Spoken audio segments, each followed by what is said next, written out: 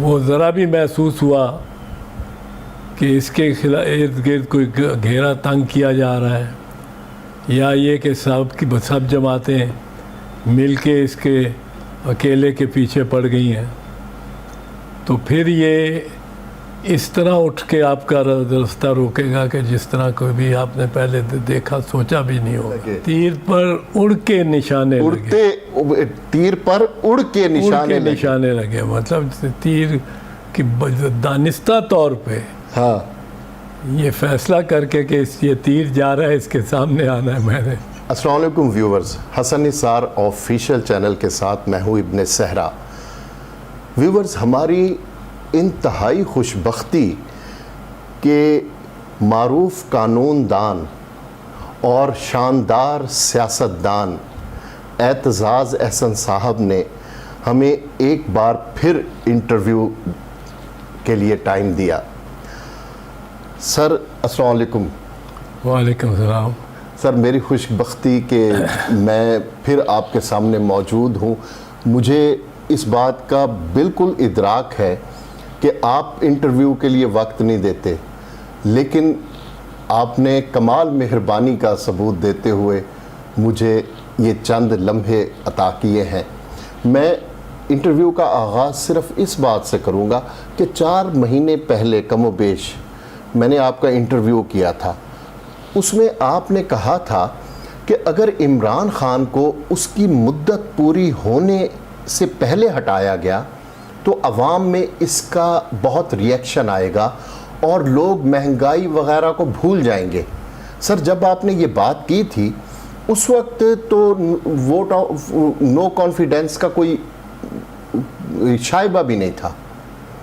اس وقت اگر 4-5 مہینے کی والی بات ہے تو اس وقت تو میں یہ کہتا رہا اور مقامات میں بھی کہا، میں نے مواقع پہ بھی یہ کہا، پر اس وقت تو عمران خان کی بیڈ گورننس اور مہنگائی اور بے روزگاری اتنے چرچے ہوئے تھے اور اس پہ اتنی زیادہ اس کے تنقید ہو رہی تھی اور اس کے اپنے پارٹی والے ورکرز اس کے آپ کے میڈیا پہ آ کے اس کے خلاف بولتے تھے۔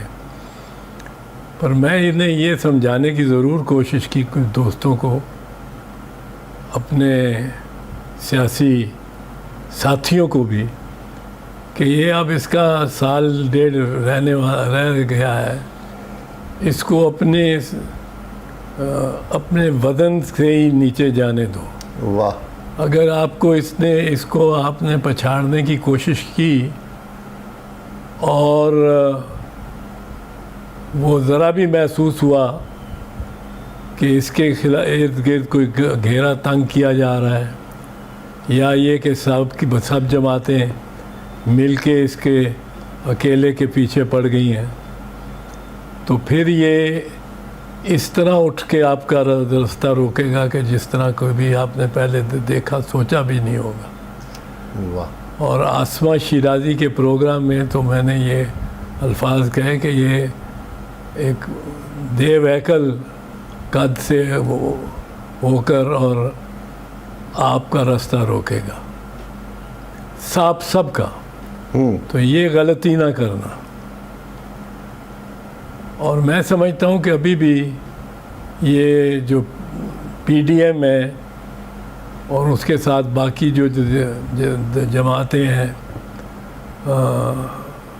اس وقت کی گورنمنٹ میں، اس وقت کی اپوزیشن تھی، انہوں نے گورنمنٹ بنا کے اور عمران خان کے بارے میں لوگوں میں یہ احساس پیدا کر کے جیسے سارے ہی ایک شخص کے خلاف ہو گئے ہیں۔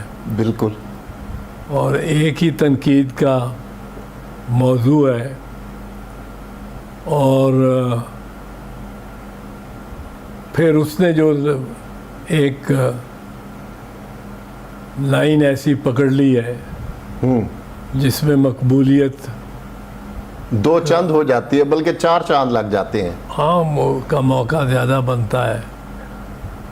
تو اب اس کو فیس کرنا پڑے گا جو وہ اب اس وقت گورنمنٹ ہے، اور گورنمنٹ کی اپنی کارکردگی جو ہے وہ ڈالر سنبھالے یا روپے کو پکڑے، وہ لا اینڈ آرڈر ٹھیک کرے. اب وہ سارا کچھ جو ذمہ داریاں پرائم منسٹر عمران خان پہ تھیں وہ اب پرائم منسٹر شہباز شریف، کوئی دوست کہہ رہا تھا شدومد شریف، تو اس پر آ گئی ہیں. تو ایک انہوں نے خود ہی ذرا توازن جو ہے وہ تبدیل کر دیا ہے. بالکل، اور اسے کہتے ہیں کہ اپنے پاؤں پر کلہاڑی مارنا یا اڑتے تیر کو اپنے ہاتھ میں پکڑ لینا. ہاتھ میں نہیں پکڑ لینا، وہ تو بلکہ جو آزاد جعفری نے غزل گائی ہے اپنی، ہاں، تیر پر اڑتے بھی نشانے لگے، تیر پر اڑ کے نشانے لگے، تیر پر اڑ کے نشانے لگے، مطلب تیر کی دانستہ طور پہ ہاں یہ فیصلہ کر کے کہ یہ تیر جا رہا ہے، اس کے سامنے آنا ہے میں نے. تو وہ کیا انہوں نے. بالکل صحیح ہے.